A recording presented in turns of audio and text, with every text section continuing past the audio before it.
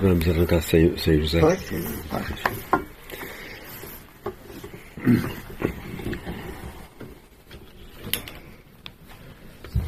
Então, muito boa tarde a todas e a todos. Em primeiro lugar,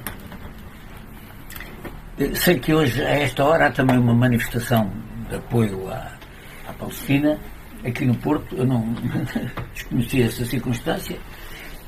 Provavelmente algumas pessoas que aqui estão gostariam de estar na manifestação e outras que estão na manifestação gostariam de estar aqui. Mas é o que é. Pronto. Em primeiro lugar, queria agradecer à Unicep receber-nos. A Unicep é uma cooperativa livreira que é uma barricada da luta cultural no Porto. Mantém uma livraria aberta, vende livros, organiza sessões culturais, organiza visitas de estudos, é um centro de atividade cultural fundamental à vida social e cultural do Porto e, portanto, não me passaria pela cabeça apresentar este livro noutro sítio na cidade do Porto que não fosse aqui, naturalmente, na Unicep e com os companheiros da Unicep. Muito obrigado por mais uma vez nos darem guarida aqui assim. Também queria, naturalmente, saudar a Bárbara Brunhosa, a nossa editora. A Bárbara formou esta editora, como ela disse, há uns anos, pouco, com outras duas colegas do curso, a Vera e a agora nem o José já chegou e eu ainda não entrei sequer na minha comunicação, portanto passo já a palavra automaticamente. Os agradecimentos já ficam feitos, ainda não estão completos, mas já ficam feitos e depois já há pouco na minha intervenção e eu a palavra da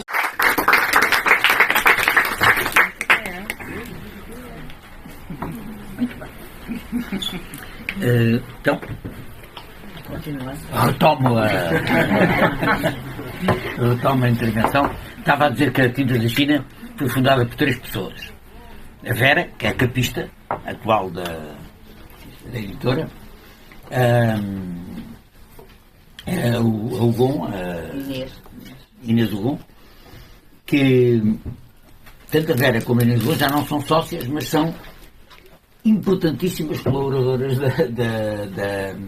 da editora, porque a Inês Hugon é quem faz a edição. É uma magnífica editora, a edição do livro, e faz uma edição muito descomplexada, porque alguns autores mais esquisitos não gostam, porque chama a atenção a repetição de frases, frase mal construída, não sei o quê, e ela faz isso de uma maneira implacável, seja lá quem for que escreve.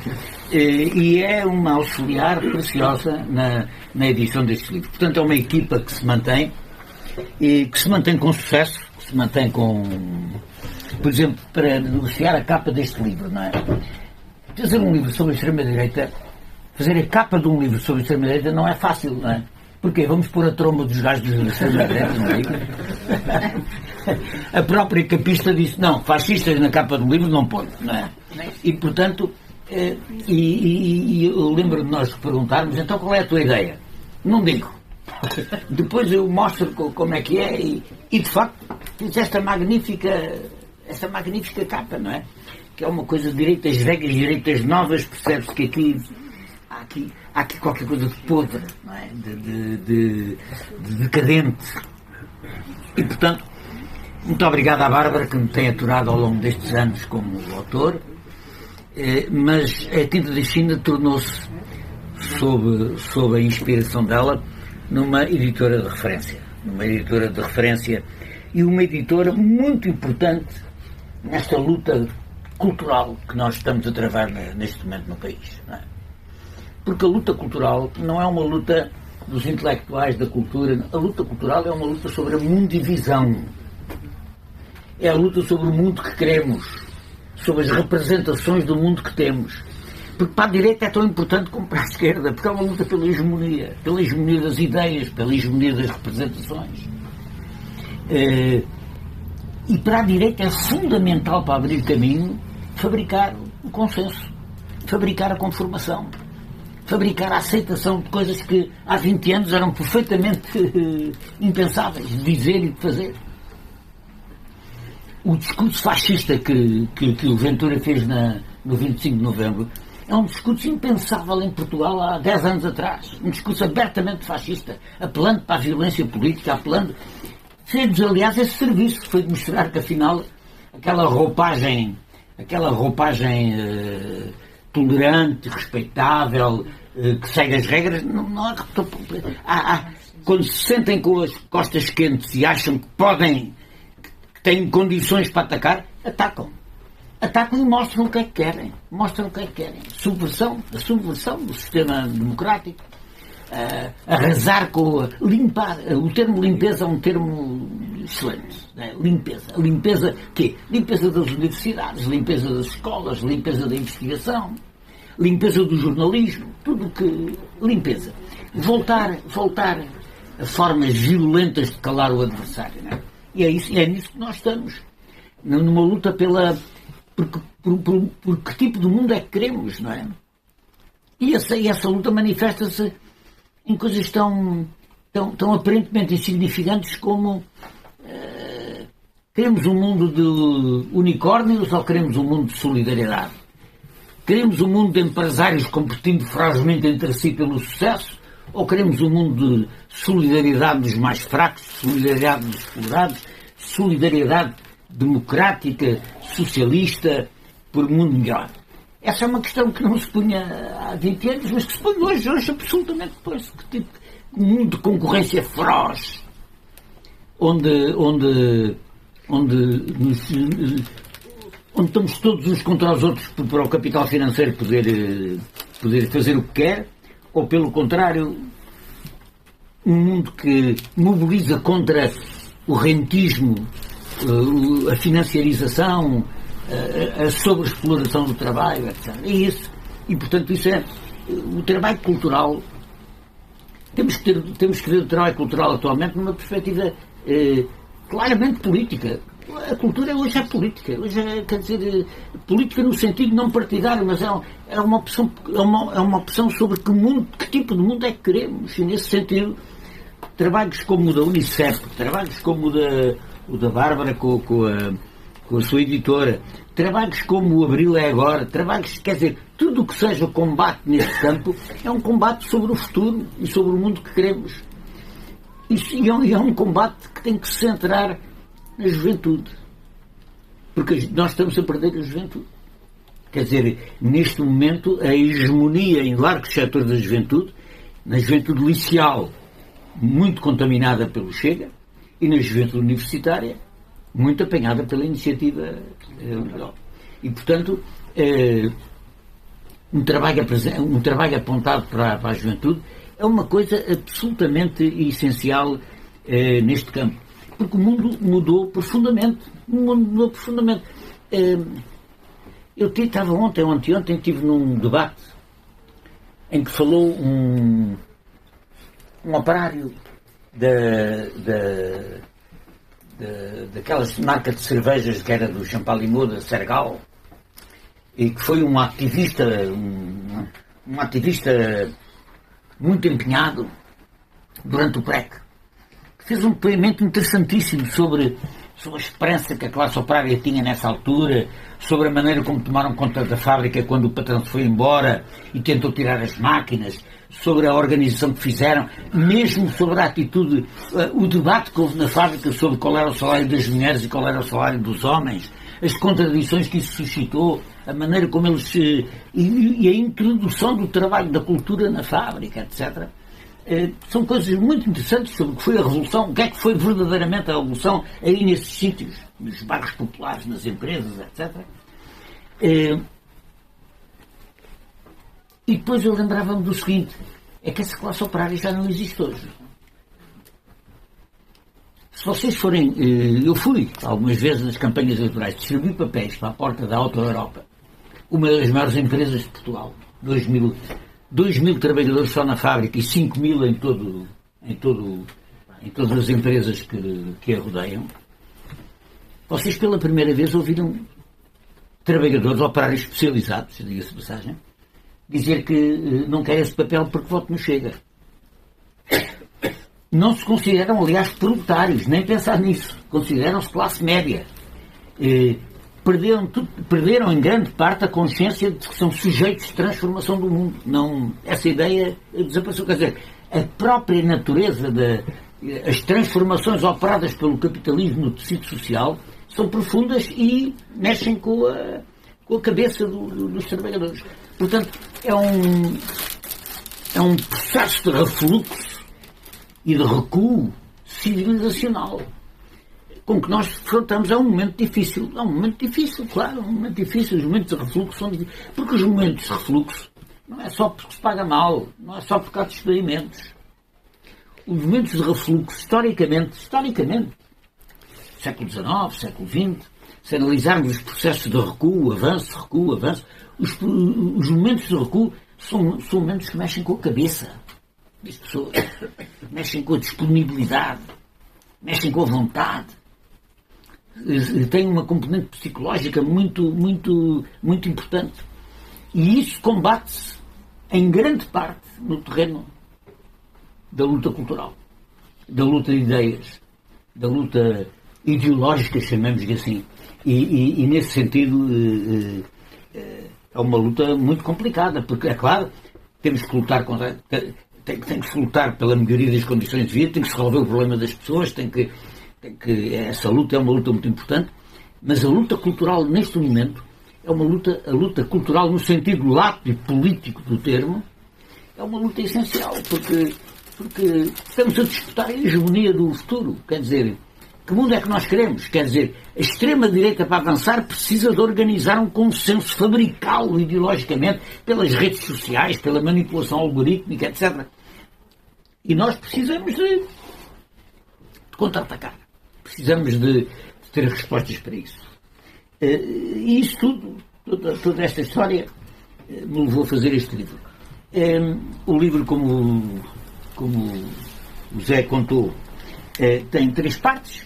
Eu procurei, sobretudo, comparar o fascismo paradigmático dos anos 30, na realidade começam nos anos 20, com a tomada do poder de Mussolini em Itália, em 22, até ao fim da guerra, até 45. É um primeiro período em que não se pode falar bem de extrema-direita nesse sentido, porque a extrema-direita era o poder.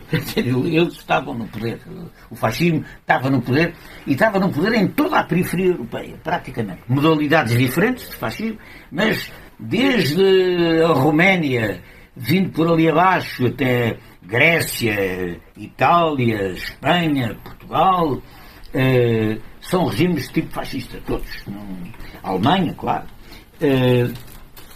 E, portanto, o que é preciso ir pescar a esse período da época dos fascismos? 2 coisas que são muito importantes para perceber a atualidade. Primeira, que o fascismo não é porque o Hitler era maluco, ou o Mussolini tinha sonhos de grandeza, ou porque os alemães estão assim, não é? Na realidade, o fascismo não cai do céu aos trambolhões. O fascismo é a expressão da primeira crise histórica do liberalismo. É um sistema liberal que entra em crise e, portanto, o fascismo vem de uma crise, vem da decomposição do sistema. É aí que se explica de um sistema que deixa um rastro de pobreza, que deixa um rastro de insatisfação, que os movimentos fascistas plebeus cavalgam com sucesso, com demagogia, mas com sucesso. E segunda questão, o fascismo, enquanto movimento, só se transforma em fascismo enquanto regime. Nenhum movimento conquistou o poder por si só. Nenhum. O fascismo enquanto regime resulta de uma aliança histórica de parte da direita clássica com o fascismo plebeu. Digamos assim, do que chamamos de fascismo conservador com o fascismo plebeu. E essa fusão, seja em Itália, seja na Alemanha Nacional Socialista, seja em Portugal, seja na Espanha, é dessa dessa união entre uma direita clássica que se rende ao fascismo e um fascismo plebeu que cavalga demagogicamente a raiva, o descontentamento, o medo. É dessa visão que surge o regime fascista daí. São duas coisas que temos que ter presente para compreender o que é que está a passar no momento de hoje. A segunda parte do livro, exatamente, há uma fase intermédia, não é? Há uma fase em que parece que o fascismo desapareceu. Porque foi derrotado durante a guerra. Quer dizer, a vida não tenho pena deles, mas a vida não era fácil para os fascistas na maioria dos países depois da guerra. O Holocausto, o terror da ocupação, a brutalidade, as perseguições, os crimes. Ser neofascista era uma coisa que não era. E ainda por cima foram proibidos em vários sítios, etc. E bem, né?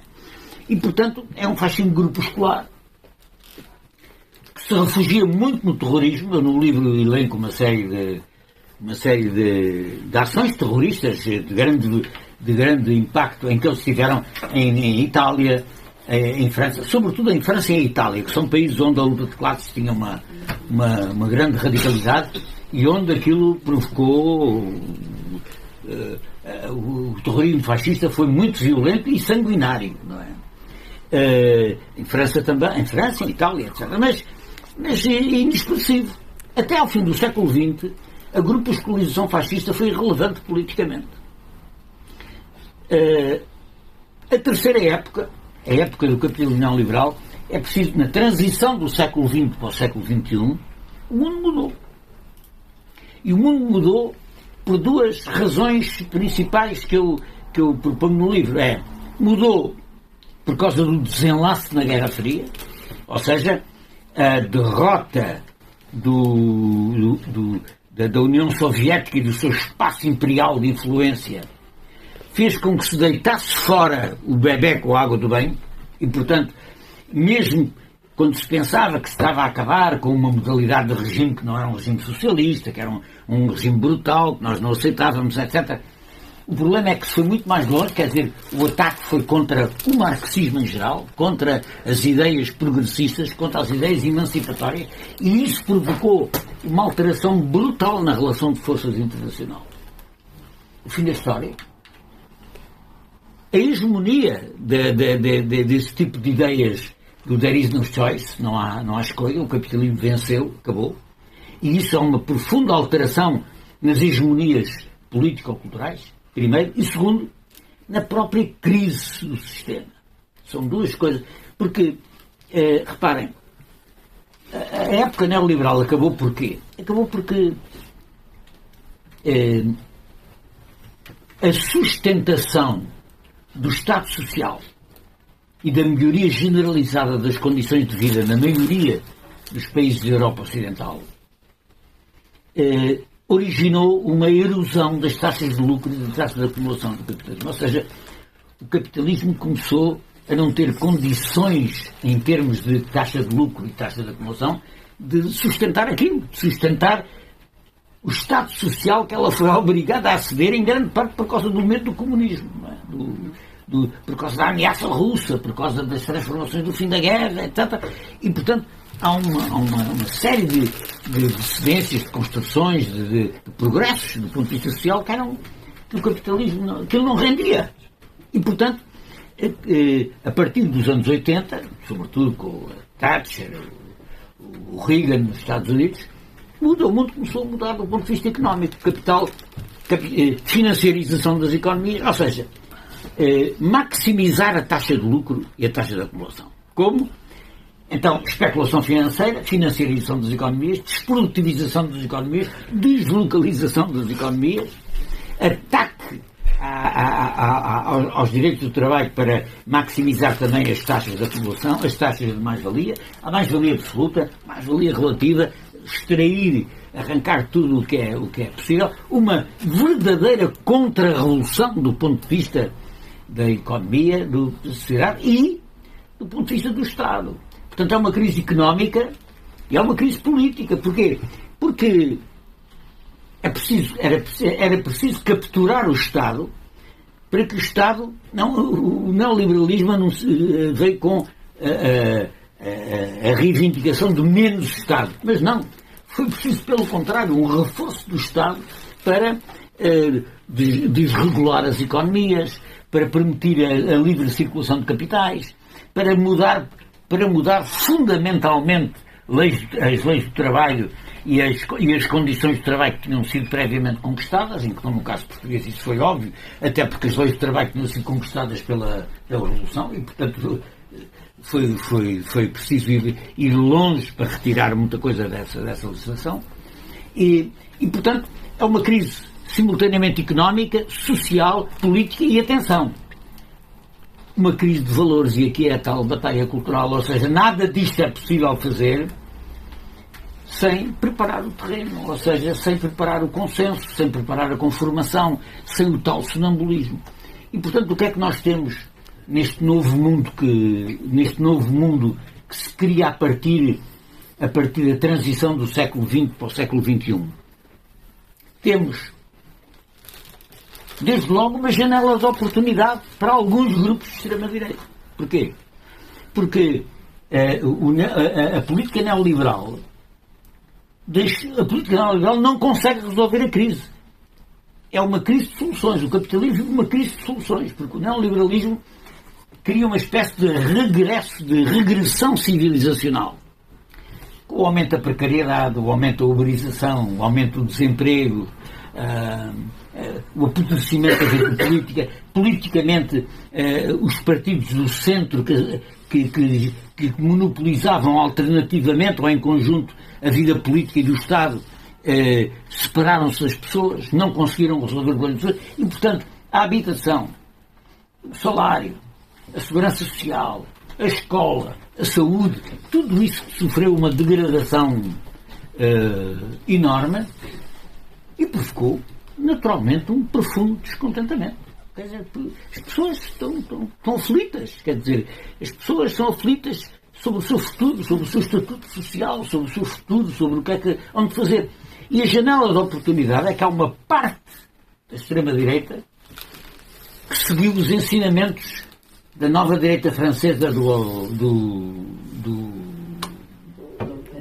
Benoît, do Alain Benoît, que é mudar de discurso. Deixar a grupusculização violenta e apresentar-se com um discurso simpático para toda a gente, aceitar as regras do jogo parlamentar, prescindir da violência. E nem toda a extrema-direita conseguiu fazer isso, atenção. Não é? Longe disso. Mas alguns conseguiram. Ou alguns antigos grupos neofascistas que se reconverteram, é o caso do Rassemblement National em França, onde vem de um Front National que começa como sendo uma coisa neofascista clara e depois evolui para um Rassemblement National que está à beira de ganhar as eleições presidenciais em França. E, portanto, como em Itália, quer dizer, os Fratelli d'Italia que estão à frente do governo italiano superaram o Salvini, porque o Salvini comprometeu-se demasiado com a direita clássica e, portanto, eles foram substituí-lo. Ou em Espanha e em Portugal, o caso é diferente, porque em Espanha e em Portugal os partidos de extrema-direita que se transformaram em nova extrema-direita não vêm dos grupos, não vêm organicamente dos grupos que existiam, os grupúsculos de extrema-direita, vêm de decisões da direita tradicional. O Chega sai do PSD e o Vox em Espanha sai do PP. E, portanto, há alguns desses grupos adaptam-se com sucesso, cavalgam. Quer dizer, exatamente como nos anos 20 e 30, apelam para a irracionalidade, apelam para os instintos primitivos, apelam para a despolitização. O que faz ganhar o Chega em Portugal, a meu ver, não é tanto ter transformado eleitores do Partido Comunista em eleitores do Chega. Também se calhar alguns, não é? É os abstencionistas, ou seja, aqueles que nunca participaram na política, aqueles que estão despolitizados, desmotivados, etc., mas estão aflitos e que são sensíveis a essa demagogia populista, nacionalista, vamos erguer a nação outra vez, vamos reconstruir, não há contradição entre patrões e trabalhadores, é tudo junto para reconstruir a nação, o discurso nacionalista de epopeia, misturado com o bufão, com o palhaço. Né? Mas que, reparem, a palhaçada tem muito pouca influência naquele eleitorado, porque é um eleitorado que não... Aquele eleitorado não vê os telejornais, não compra jornais. Aquele eleitorado é informado pelas redes sociais, pelo TikTok, as outras redes. E que a manipulação algorítmica das vontades e das sensações e das emoções que exige uma disponibilidade financeira brutal para construir uma coisa eficaz, é uma arma nova e absolutamente essencial no ascenso desta extrema-direita, portanto, muda de roupagem, muda de discurso, muda de posicionamento do ponto de vista verbal e tem uma arma nova, poderosíssima, que são, exatamente, recursos financeiros infindáveis em matéria de manipulação informática, porque os conglomerados que sustentam o digital são os maiores conglomerados da história do capitalismo. Nunca houve conglomerados tão importantes como Porquê? Porque é aquilo que o Louçã chama a plataformização das economias, ou seja, a digitalização das economias a todos os níveis da produção e a todos os níveis dos serviços, e, portanto, essa capacidade de influenciar através também das redes sociais e do algoritmo e da manipulação algorítmica é uma coisa sem precedentes, é uma coisa nova. Não é? E, portanto, este fenómeno é um fenómeno, a extrema-direita sai da crise, no sentido em que a crise abre a falência do centro político. Uma falência absolutamente parecida com o que passou nos anos 20 e 30. Pá. É uma coisa impressionante. Se nós lermos, estudarmos o que aconteceu em Itália nos anos 20 ou na Alemanha nos anos 30, é uma coisa com semelhanças absolutamente evidentes. Ou seja, a falta de confiança das pessoas na governação, um governo que deixa de ter princípios. Como diz o Ben Said, um governo que deixa de ter política, não é? Quer dizer, um governo impolítico, a morte da política é uma governança, não é bem um governo, é uma governança, e esses governos e os partidos que estão associados caem no descrédito, porque não resolvem os problemas das pessoas, porque não são incapazes de ter uma resposta para a crise, que aliás eles próprios criaram como gestores do capitalismo neoliberal. Uma das questões que acompanha o desenlace da Guerra Fria é precisamente a capitulação da social-democracia, ou de grande parte da social-democracia, ao neoliberalismo. Transformam-se em gestores do neoliberalismo. Não se constituem como alternativa, transformam-se em gestores. E isso arrasa esses governos, e é nesse arraso e nesse isolamento que cresce também, em grande parte, a extrema-direita e a ação que eles tiverem. Portanto, uma crise multimodal, económica, social, política e de valores. É essa crise que nós temos perante nós, e em que a tendência semelhante à dos anos 20 e dos anos 30 é a direita radicalizar-se à direita. Porquê? Porque nos gestores do neocapitalismo, do neoliberalismo, a ideia que há é que as resistências, quer dizer, a estagnoflação, ou seja, esta permanência longa de taxas de acumulação e de lucro medíocres, de desenvolvimento muito lento, de estagnação e de inflação ao mesmo tempo, estagnoflação prolongada,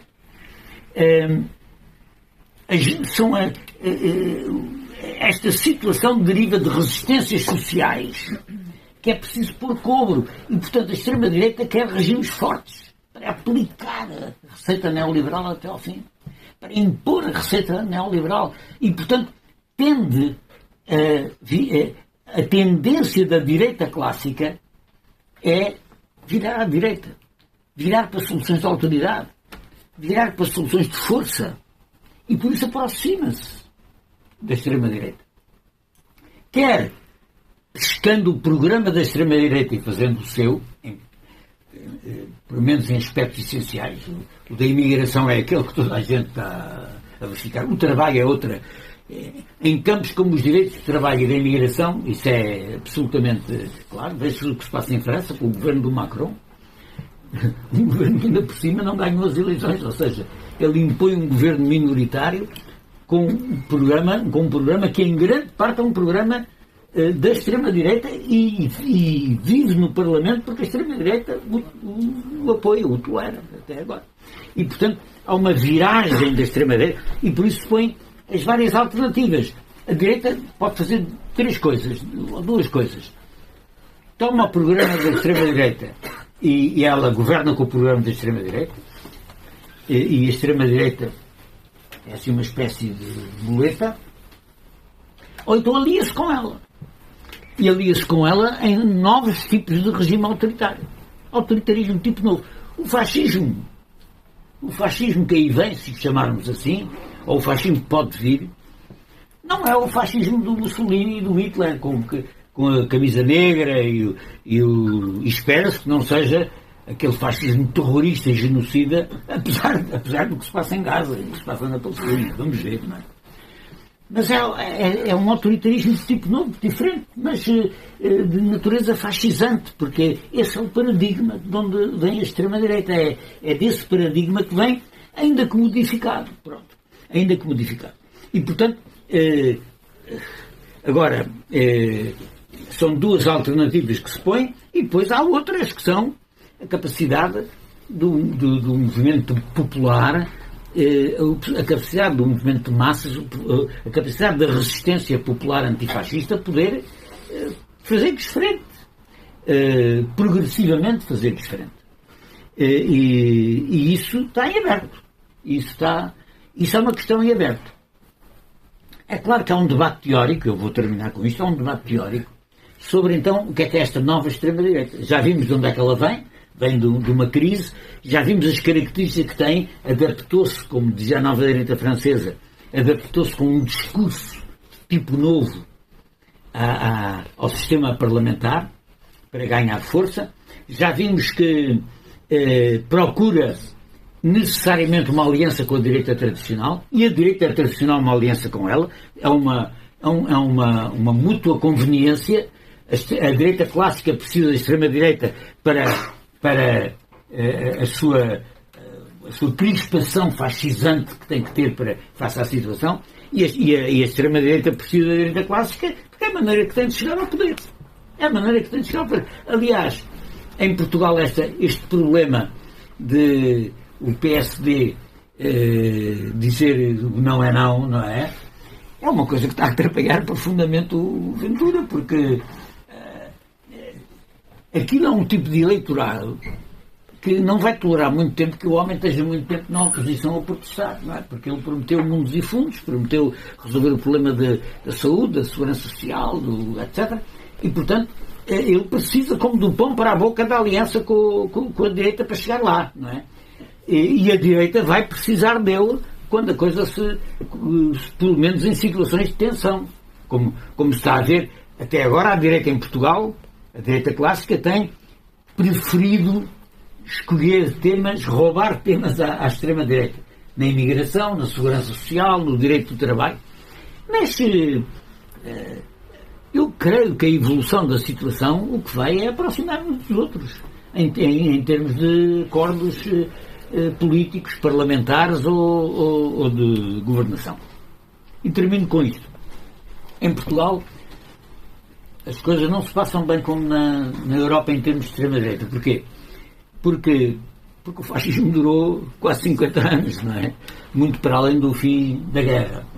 E durante o período fascista, a única coisa que o Estado Novo tolerou foi assim um pequeno grupo chamado Jovem Portugal, do qual fazia parte do Jaime Nogueira Pinto, exatamente. Estou muito à vontade para falar do Jaime Nogueira Pinto, ele foi meu colega de curso. Não é?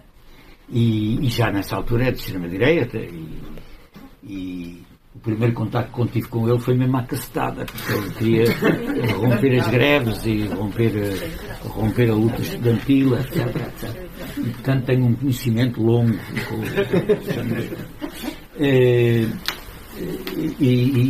portanto, porque o regime, o próprio Estado Novo não queria cá muita concorrência pela extrema-direita. Quer dizer, era a União Nacional, era o partido único, aquilo. Mas eles toleraram o jovem Portugal. Porquê? Por causa da agitação. Primeiro, por causa da guerra colonial. E segundo, por causa da agitação estudantil contra a guerra colonial. O jovem Portugal era uma organização de intervenção estudantil contra a bolchevização, como eles diziam, a bolchevização das universidades. E, portanto, isso foi razoavelmente tolerado no fim do regime. Mas o próprio JP, Jovem Portugal, lembro muito bem dele, a JP acabou antes do 25 de Abril. Aquilo não teve sucesso, acabou. Havia outras coisas, houve também outras coisas. Uma delas esteve ligada ao Marcelo Rebelo de Sousa, não é? A ação académica, que era uma coisa um pouco mais moderada, mas também marcelista e mais marcelista. Depois entra-se o período de 25 de Abril. No 25 de Abril há, digamos assim, do pós-25 de Abril, há duas fases. Uma fase abertamente conspirativa e contra-revolucionária, que é conspirar contra a Revolução. Primeiro aliados ao Spínola e depois terrorista. Quer dizer, o ELP, o MDLP, terrorista e assassina. Quer dizer, não bombas contra assaltos às sedes dos partidos de esquerda, bombas contra militantes dos partidos de esquerda, assassinatos políticos, portanto, tanto do ELP como do MDLP. E a lista de gente, hoje da direita respeitável, que passou por lá, é uma lista impressionante. Porque, atenção, o Diogo Pacheco de Amorim fez parte da direção política do MDLP. O Nuno Judice fez parte da direção política do José Miguel. O José Miguel Judice, não. Ao contrário. O José Miguel Judice fez parte do... Quando se dá a tal normalização democrática pós-novembrista, grande parte dessa gente recolhe aos partidos da direita tradicional.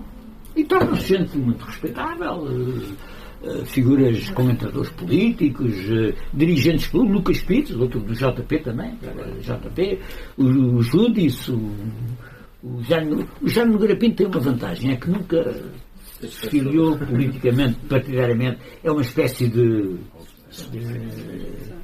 ghost, exatamente, de ghostwriter, ou se quiserem de fantasma inspirador dessa extrema-direita. E acabado o novembrismo, eles logo a seguir ao 25 de uma fase terrorista, conspirativa, contra-revolucionária e terrorista, acabam...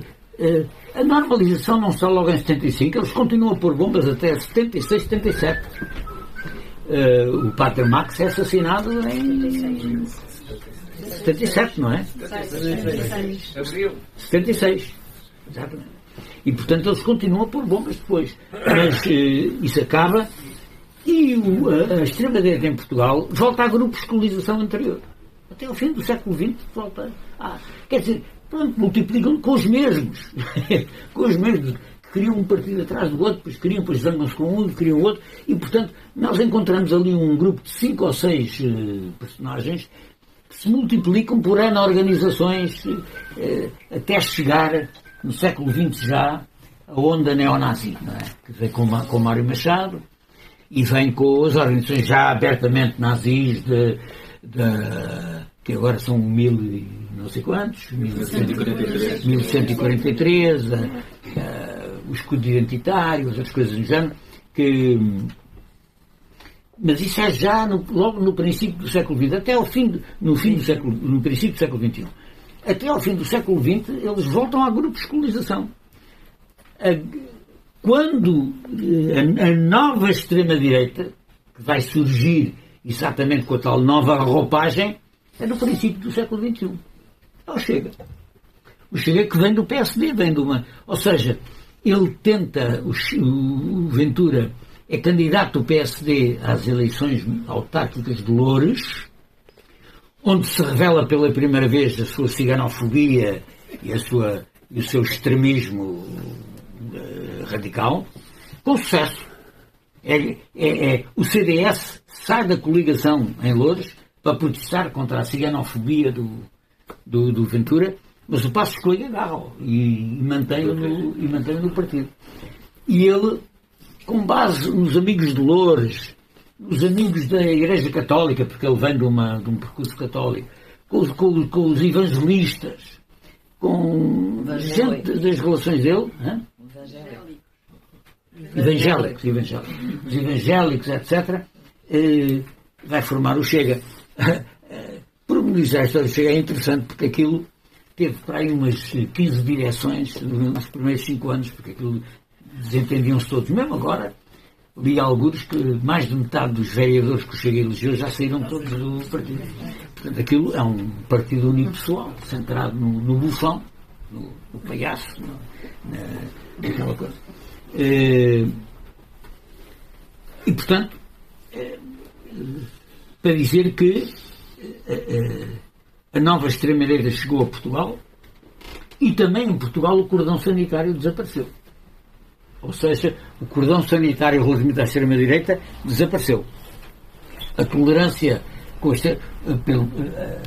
a nível da direita e até de parte do Partido Socialista, a direita do Partido Socialista e a direita clássica entendem que o Chega é um parceiro político-parlamentar, enfim, um pouco irrequieto, porta-se mal, de vez em quando o CDS raia e parece umas crianças e tal, mas, quer dizer, do ponto de vista político, é como se está a demonstrar na Madeira e nos Açores, são um parceiro político absolutamente indispensável. E, portanto, estamos nessa situação. E isto depende do que nós sejamos capazes de fazer. O antifascismo não pode desligar-se da reivindicação por um Portugal diferente. Quer dizer, nós só podemos tirar a base social, tirar a raiva, tirar o descontentamento, tirar o medo às pessoas que apoiam o Chega, só podemos se houver políticas capazes de responder aos problemas que as pessoas têm. Desemprego, salários baixos, Serviço Nacional de Saúde a ser destruído por este governo, educação pública. Ou há uma esquerda que é capaz de responder progressivamente a estas questões e nós secamos o Chega e secamos a extrema-direita, ou se o que predomina é um centrismo que tolera o Chega e que namora com ele e que tem medo de incomodar a banca, a alta finança, enfim, tudo o que é neste momento a natureza do poder político. E o combate ao antifascismo é uma mera declaração de princípios, é assim uma coisa que se dança porrada, até no PST são todos antifascistas, não é? Quer dizer, entretanto vão destruindo-os, entretanto vão fazendo as políticas onde o Chega pesca e onde o Chega ganha votos.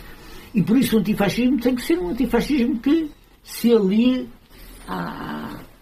ao desejo de mudanças profundas do ponto de vista da economia e da sociedade em Portugal. E para isso é preciso fazer a luta toda. Ou seja, não é só fazer uma luta económica. O problema do Chega e o problema do Progresso Chega não deriva só do descontentamento económico das pessoas. Porque o capitalismo não é só exploração, extração da mais-valia. O capitalismo é o patriarcalismo. O capitalismo é o racismo. O capitalismo é a discriminação das minorias sexuais.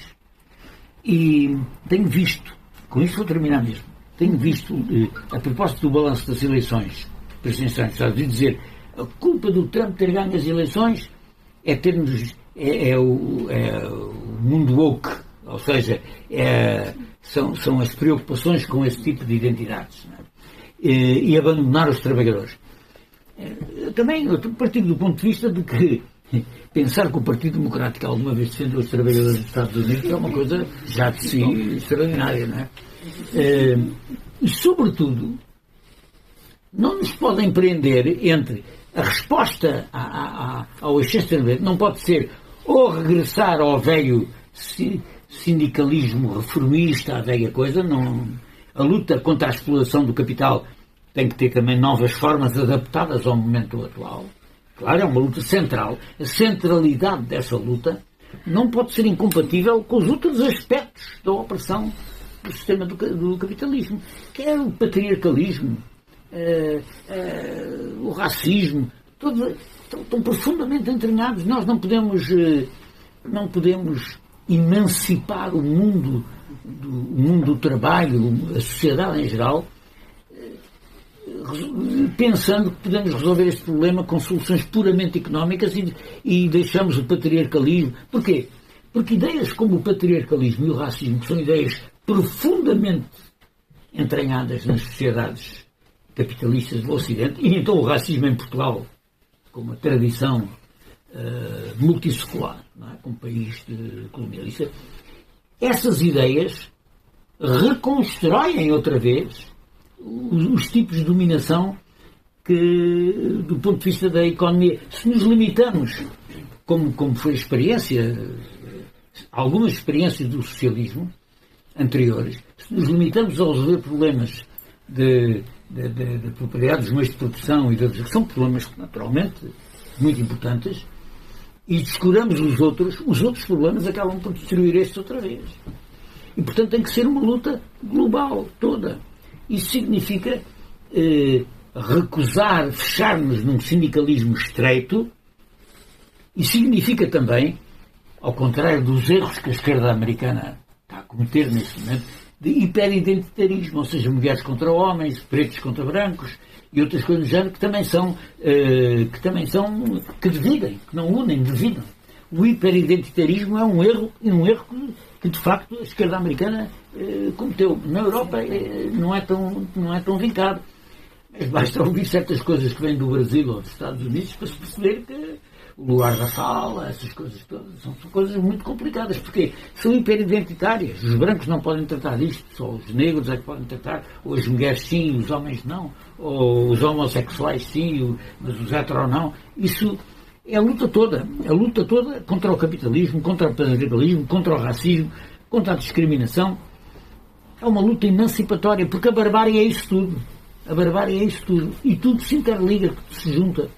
E nesse sentido, este livro que eu agora, com a ajuda da Bárbara, dei à estampa, é um livro que pretende sistematizar alguma coisa do que já penso que aprendemos nestes anos de vigência da extrema-direita. Eu quero dizer o seguinte: o mundo não está fácil e a situação é uma situação muito preocupante. Ninguém sabe o que é que vai acontecer ao mundo com o Trump na presidência dos Estados Unidos. Já estamos a ter uma ideia, porque é o sentir-se com as costas quentes. O discurso que o Ventura fez aqui no Porto, na manifestação contra os imigrantes, é um discurso que já repete o Trump. Comer os lagartos e comer os já costas quentes, ou seja, sentir-se forte para atacar. E claro, a vitória do Trump é uma vitória que inspira essa canalha toda pela Europa fora. Isso não há dúvida nenhuma. O pior que pode acontecer é desistir, não é? Desistir é que se desiste, se não se reage, se não se luta, isso aí é um desastre. Isso aí sim é um desastre. Mas eu acho que a sociedade vai organizar-se. A sociedade pode resistir, pode responder e fazer como faziam os velhos socialistas no princípio do século XX. Semear, responder, organizar, semear, sem sectarismo. Aprender a lição do sectarismo da nossa revolução. Sem ninguém é dono do antifascismo, ninguém é dono de juntar sensibilidades, juntar pontos de vista diferentes. E se em torno de um programa que seja um programa não puramente superficial, mas um programa de mudança. Mesmo porque a luta do antifascismo não é separável da luta por uma profunda mudança das condições de vida e de trabalho em Portugal. E é isso que é um pequeno contributo, um pequeno e modesto contributo que eu pretendo dar para que essa luta não esmoreça. E é tudo. Obrigado.